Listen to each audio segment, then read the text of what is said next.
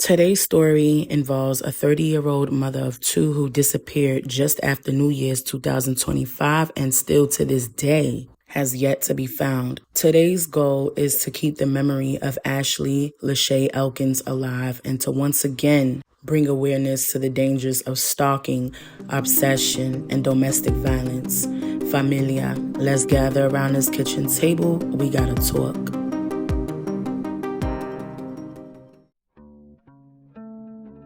Ashley Elkins was born February 12, 1994, to her loving mother, Monica Elkins, and she was the oldest of all her siblings. She was from the state of Michigan. I'm not sure if she's from Warren or Detroit. I've seen both in reports. I believe Warren is separate from Detroit. If anybody from Detroit is listening to this, you can let me know the facts of the location, but I hear it's still part of the metropolitan area, kind of like how Westchester County is part of New York, but not New York City. So forgive me for not being able to identify her exact stomping grounds, but I know for sure that she was from the Detroit area or surrounding area at the very least. Anyway, with Ashley being the oldest sibling, she would learn attributes like patience, being kind, being a nurturer, and a matriarch in her own right, which would serve her well as she became a mommy herself of two little beautiful boys. Ashley's sons were the apples of her eyes. She did whatever she had to in order to make sure that she took care of herself and her boys. This meant she would be working out of her home as a hairstylist, and she was really good at it too. She specialized in locks for both male and females. She did weaves, wigs, all that. Her mother, Monica, described her as the go-to person for advice for her friends, a kind spirit, easygoing. In fact, she's been easygoing since she was a baby. According to Monica, she said Ashley didn't even cry as much as a baby or give her really any issues as a kid growing up. Now, although the relationship between Ashley and the father of her children didn't work out, she met someone else and went on to be in a new relationship with him, and his name is DeAndre Booker. Ashley and DeAndre were described to be in a pretty healthy relationship. Her family members, especially her mom, all really liked DeAndre for Ashley. Monica said DeAndre was basically part of the family after a little while. He would spend holidays with them. Monica would cook and DeAndre would be right over there eating good. DeAndre would care for Ashley's sons as if they were his own, taking them to the park, playing ball with them, helping out tremendously with them, taking them to get haircuts, spending quality time with them, stuff like that. And Monica truly felt like it was a good chance by the way things were going that the two of them were on their way to marriage. And DeAndre was present for Ashley in a significant way. It was April 8th of last year when Ashley faced a terrible tragedy. Her father was killed, and of course, it broke Ashley's heart. But DeAndre was there for her during her mourning, supporting her and helping her manage through that tragic time. Now, as blissful as everything sounds, unfortunately, after almost a year of dating, Ashley broke up with DeAndre in September of last year. You see, Ashley had discovered some strange things with DeAndre that weren't making any sense, and it was cause for concern. For example, there had been a point in time where Ashley caught him with several different social media pages, and he was using those pages to pretend to be several different people, and he would log into each of those accounts and then leave comments under his main page, pretending to be these other people commenting under his stuff, and it would be the same names over and over. So imagine, right? You looking at someone's page, let's say it's your friend, and you see in their comments, and in the comments is Dan, Lisa, Mark, and Penny commenting on everything. It's always them, nobody else. Well, come to find out, it's your friend behind all of those pages pretending to be all these different people. That's sick. And normally, you would see a mix of all kinds of people in people's comments. So as Ashley made this discovery, she, of course, found it weird. And if that's not weird enough, Ashley and her family found out that DeAndre was in the military and he went AWOL. He didn't tell Ashley he was in the army. He didn't even tell her. She found out when she saw a photo of him in his army attire, but she didn't know about the AWOL part. That information came out at a later time. Now, I'm not sure how she came upon all these secrets and all that, but I don't even think that matters. What matters is that she found all this stuff out. So after all that, it was the family felt like, well, damn, we thought we knew who DeAndre was, but apparently They truly didn't. And this was enough of a reason for Ashley to say, you know what? I can't do this. I'm backing out. Plus, she knew he was very good with computers and faking documents and stuff like that. So she just decided to leave well enough alone. But DeAndre was not so willing to let her go. It was Thursday, January 2nd of this year. Ashley was home with her sisters and left early to run errands at about 8:30 in the morning. Now, Monica had sent Ashley a text telling her about a dream that she had. And she sent the text saying how she had a dream Ashley's vehicle was taken. So the text in response to that was a simple, "Aw, man," and that was it. Monica said that wasn't like Ashley to just leave a dry response like that. She would have had more to say in the text back at the very least. So Monica, feeling like the response was weird, she called Ashley on FaceTime. Ashley did not answer the FaceTime, nor did she call her mother back. So Monica decided to text her again, just telling her, all right, look, just be careful and watch your surroundings. But Monica still didn't get a reply from her daughter. So she pulled up to her crib, to see what was going on. But she had just missed Ashley. And there was this off-putting feeling inside of her, like something just wasn't right. And if it's one thing about a mama always knows, because sure enough, unfortunately, Monica nor her other children would ever hear from Ashley again after that day. It was a new day, the next day to be specific, and the family realizes it's been a whole 24 hours since they've heard from Ashley. So now at this point, they like, you know what? Nah, something ain't right. And they went on to put in a missing persons report for her. Okay, another few days go by and still no Ashley.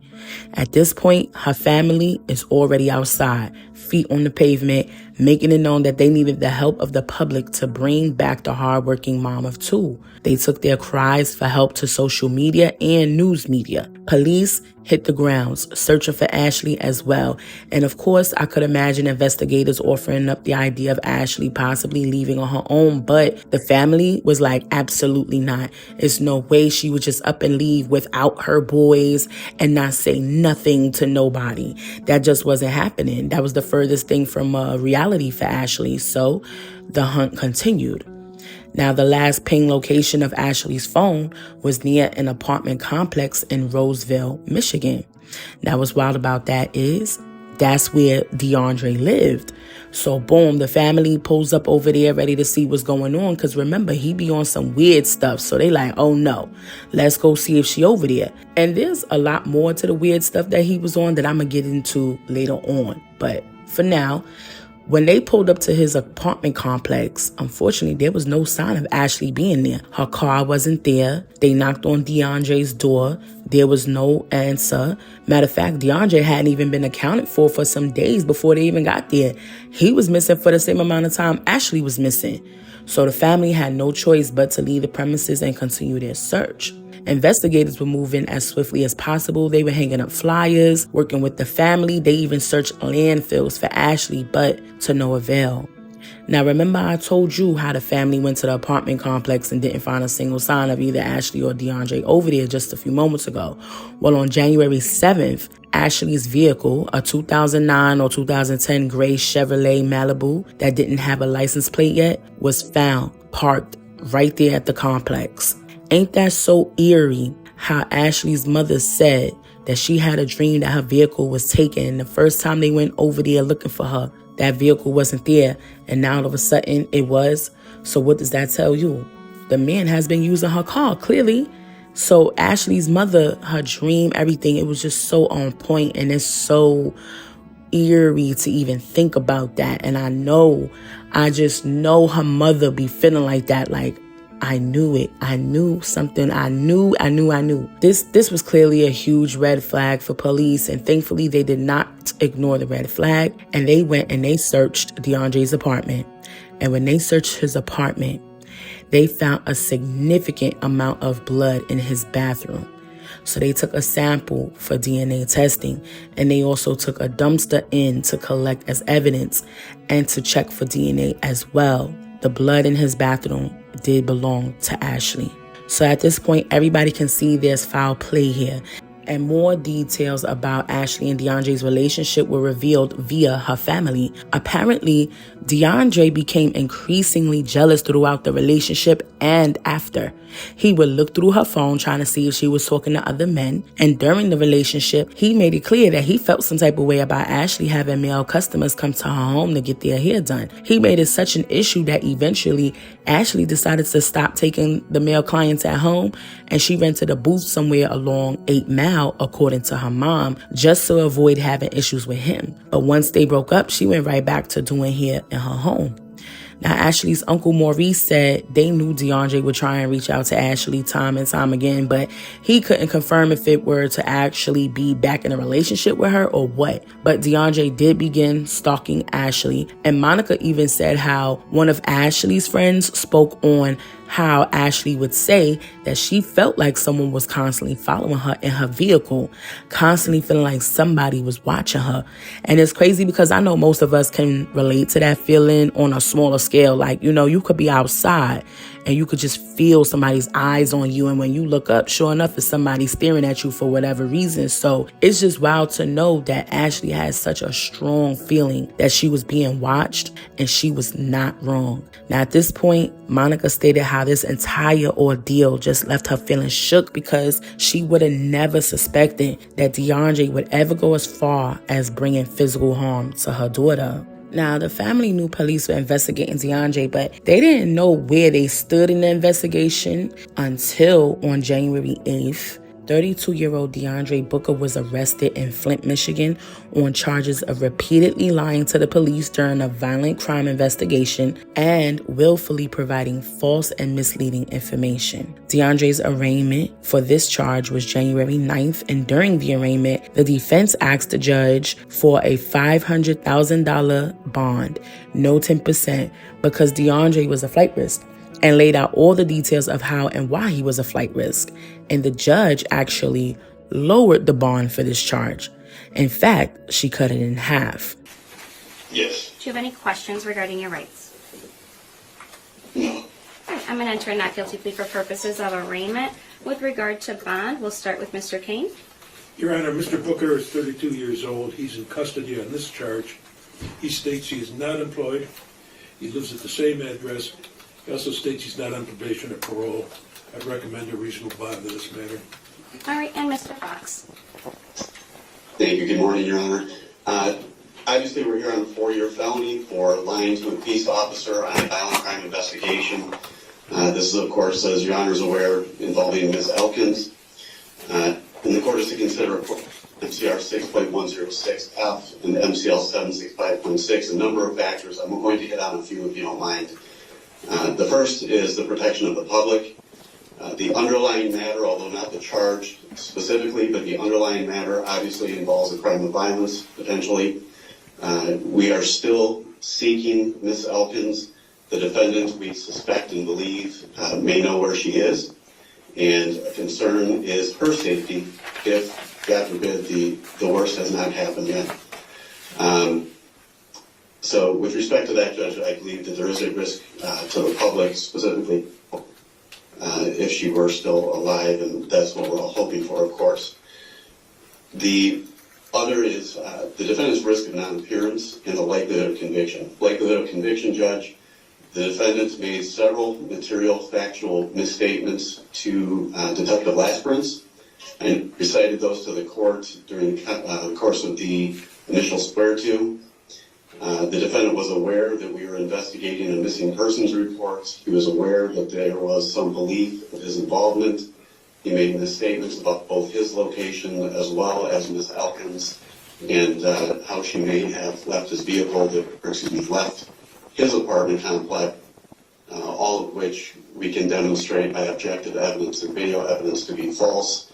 So there's a high likelihood of conviction on these cases, on these matters. And then last and most importantly for the court's consideration, I think at this point, is the probability or improbability of returning for trial. We have a history that includes charges at least. We do not have the disposition, but we did recover DD-214 from his time in the U.S. Army. It looks like in 2016 he was charged with a couple of matters, including larceny of private property, and more importantly, fraudulent ID documents. And then in 2017, he was charged with desertion or the absence without leave, going AWOL from the Army. Ultimately, he was discharged less than honorably, although it was not a dishonorable discharge. He was discharged from the Army in a less than honorable means or manner. We know that after the conversations, before the conversations with Detective Lesperance, but we believe after the underlying events of this case, he fled from Macomb County, went to Flint, where he was apprehended and brought back to Roseville. And we know that during that time, while he was in Flint, he accessed the internet to search for such things as fastest routes from Flint to Ohio, what to do on the run, is blood traceable, how to beat a polygraph, and deleting Google history. So, Judge, I think by his own words and search history, by his prior conduct, and by what is frankly at stake in this particular matter, he's of significant risk of flight. With that, I would request a significant bond. I'm asking for a $500,000 cash surety bond, no 10%, and that a steel cuff GPS tether be attached should he make that bond.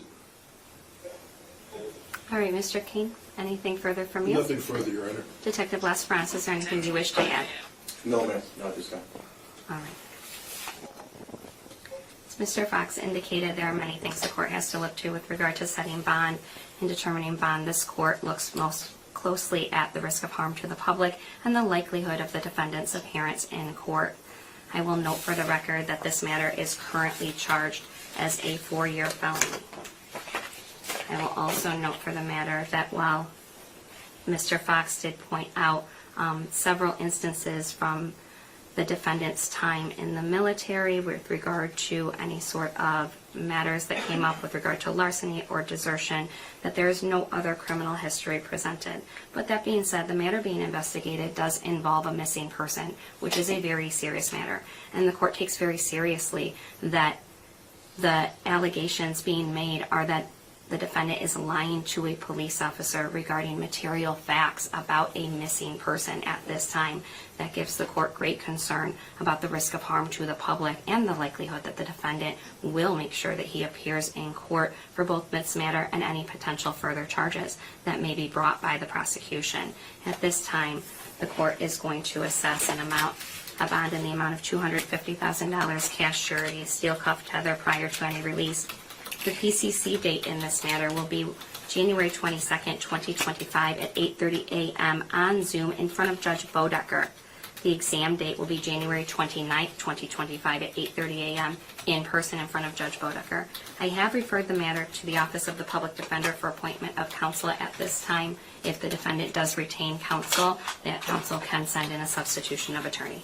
Now, if there's any law experts watching this, maybe you can give us as a community a better understanding of how this goes, because the comments under that courtroom footage I just showed y'all were filled with people upset and saying how they could tell the judge just simply didn't care because, how could she grant him half the requested bond amount after hearing those details? And I feel like I agree with those sentiments, even considering his internet search history, because you see, it was revealed that DeAndre was searching the internet and trying to find out how could he erase his Google history.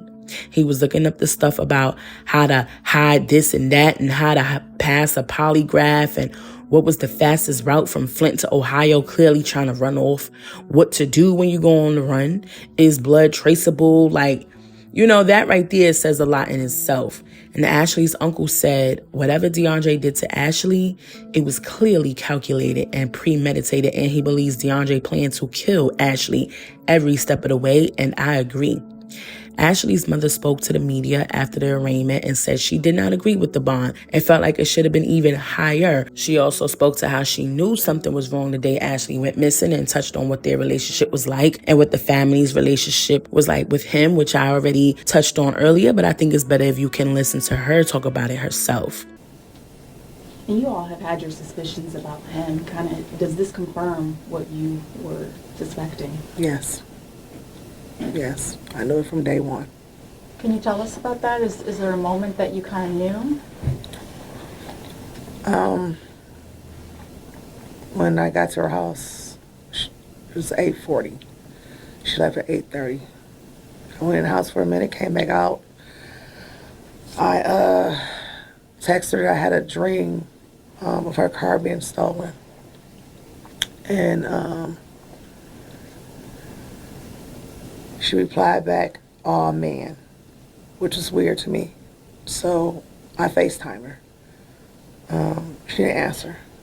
So I said to her, just be mindful about your surroundings and, pay attention where you're going. And she didn't call back. That's not like her. And she never called back.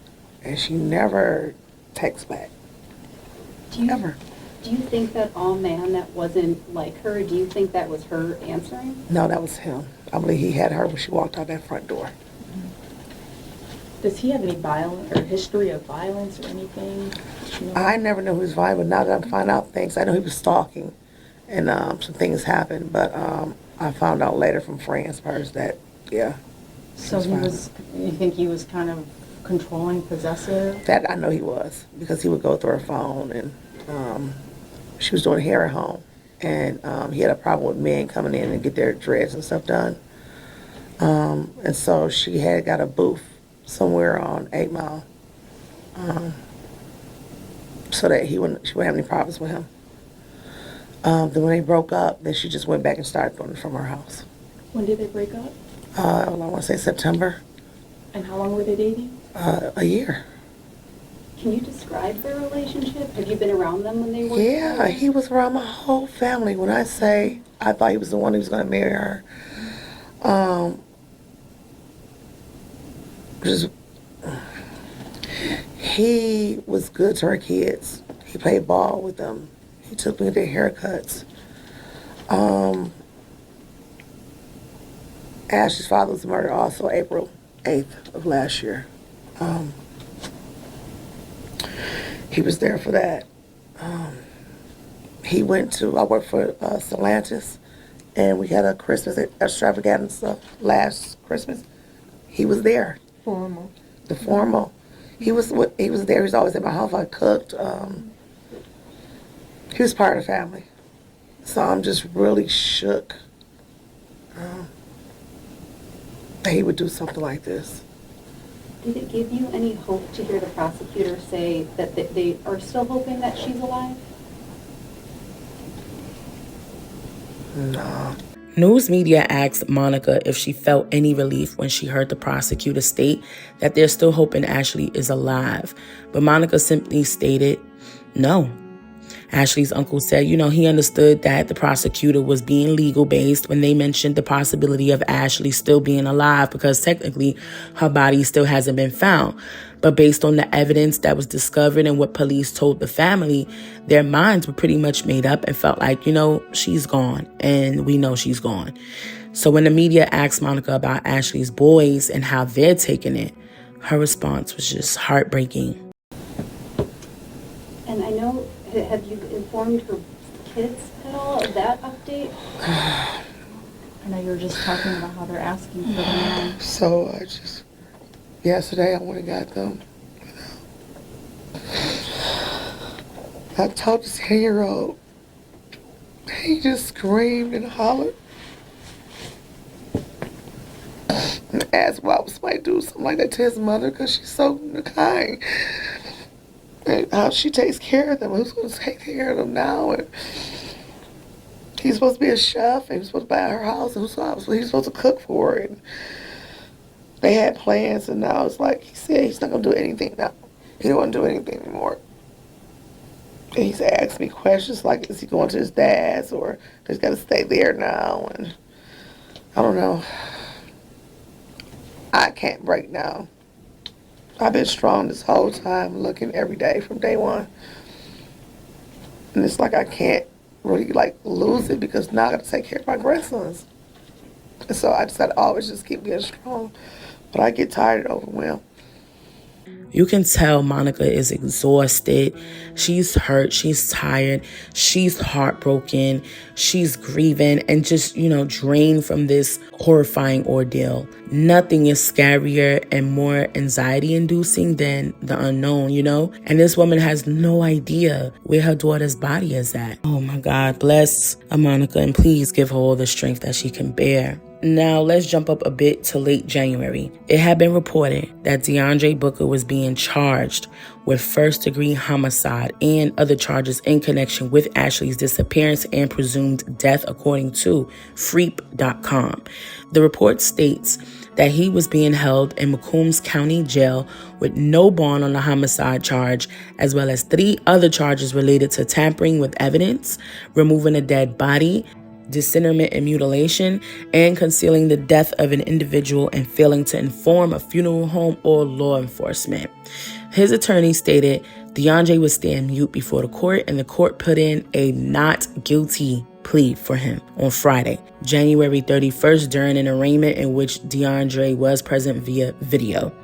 In a news release after the arraignment, the prosecutor's office stated that their theory is Ashley went to DeAndre's home on the morning of January 2nd for whatever reason, and while she was there, he killed her, then disposed of her body. DeAndre did have a couple more court dates in the last couple of months, but his next court date is coming up April 11th.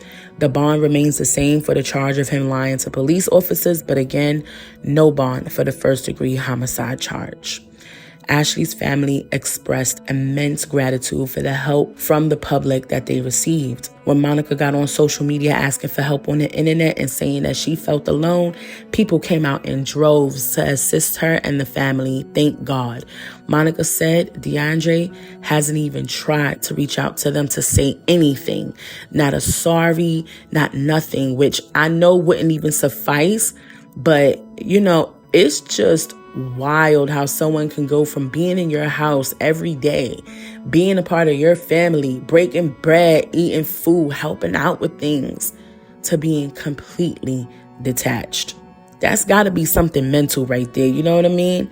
That's like, what's that, sociopath or something? Psychopath? That's something in the mind. Like, it has to be. But anyway, Monica said if she could say anything to DeAndre in the present moment, it would be, we accepted you in our family. You were good to her sons. You met all of her family, and you didn't think about them. You didn't care about them. The ones you took outside to the park and played ball with and took to get haircuts, it's sad that he didn't even think about them. Now, here's more details about the weird shit DeAndre was on after the breakup. You see, Monica told news media that 2 days before Ashley's disappearance, so New Year's Eve of last year, right, DeAndre went on to Ashley's website for her hair services and pretended to be a client and booked an appointment as if he was wanting to get his hair done. So here he go again online, pretending to be somebody that he's not. But when he arrived to her home and he was knocking on both the side door and the front door, Ashley realized it was him. And she was telling her sisters, like, shh, be quiet. So he wouldn't be able to tell that anybody was home, because he probably would have just kept knocking had he knew that they was there in the house.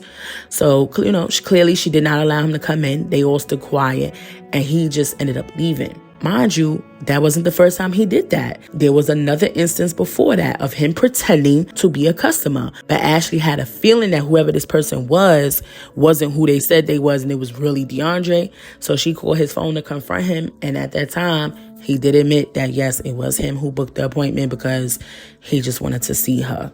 Clearly not able to take no for an answer, not able to take rejection. Now, the father of Ashley's boys wrote a status on Facebook back in January saying, quote, "God works in mysterious ways, dog, because baby mama, I was going to go back to jail about you.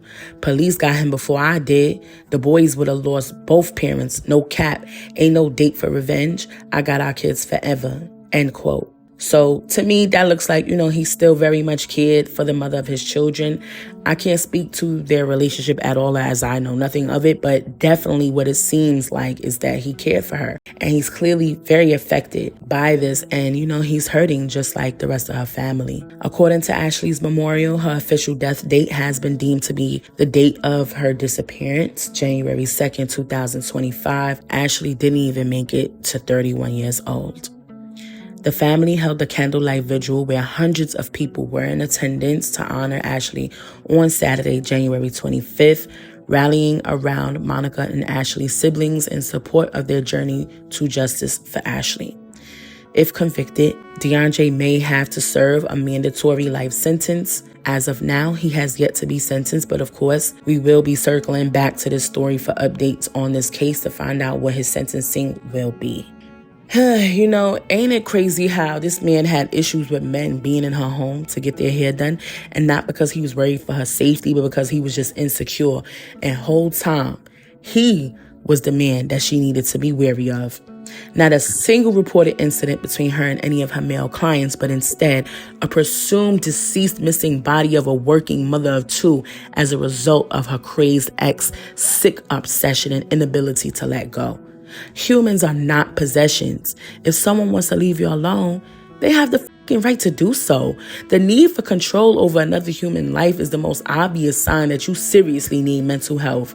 This man sat up in that woman's son's faces as the man they saw on a day-to-day basis and still had the ability to take their mother away from them. Can you imagine the PTSD and trust issues that they'll grow up with for the rest of their lives? They watched a man, quote unquote, love on their mother and just like that, snatched him away from them. Just that quick. She was here one day and then going the next. And I'm sure he came up with some elaborate lie to lure her over there to his apartment because I can't see Ashley going over there for, the fuck of it. She clearly wanted nothing to do with his weird ass. So I truly believe he made up some lie, just like he made up those fake pages and made up being a client more than once. And what's fucked up? This is really a quote unquote, if I can't have you, no one can type of situation, because why not tell her family where she is? Why be so arrogant to enter a not guilty plea when the writings are on the wall? So because you couldn't have her no more, you don't feel like her sons, her siblings, her mother, and the rest of her family deserves to know where her body is? They don't deserve to have that because you couldn't have her? It's sick, and it makes me so sick to my stomach to even know this. And let me tell you something. Society is tired of hearing about black women and girls coming up missing. And I am so happy that Monica got online and spoke out about feeling alone in the search for her daughter, because it made its rounds and society wasn't playing about them, which, I'm sure that put the fire under the police's asses. Because, when it comes to us, they be dragging their feet. But with all this attention on the story, ain't no time to be dragging nothing, And so all in all, I'm praying for some sort of mental peace for Ashley's entire family and that DeAndre gets the consequences he deserves. And I pray that Ashley's mother will be able to lay her body to rest at some point. I really, truly do. I send my deepest condolences to Ashley's boys, her mother, her siblings, and the entire rest of her family. Familia, if you made it this far, thank you so much for being here. And let me know your thoughts in the comments so I'll know that you stood around from beginning to end. Rest in peace, Ashley Elkins. May your spirit live on with your loved ones forever. You'll never be forgotten.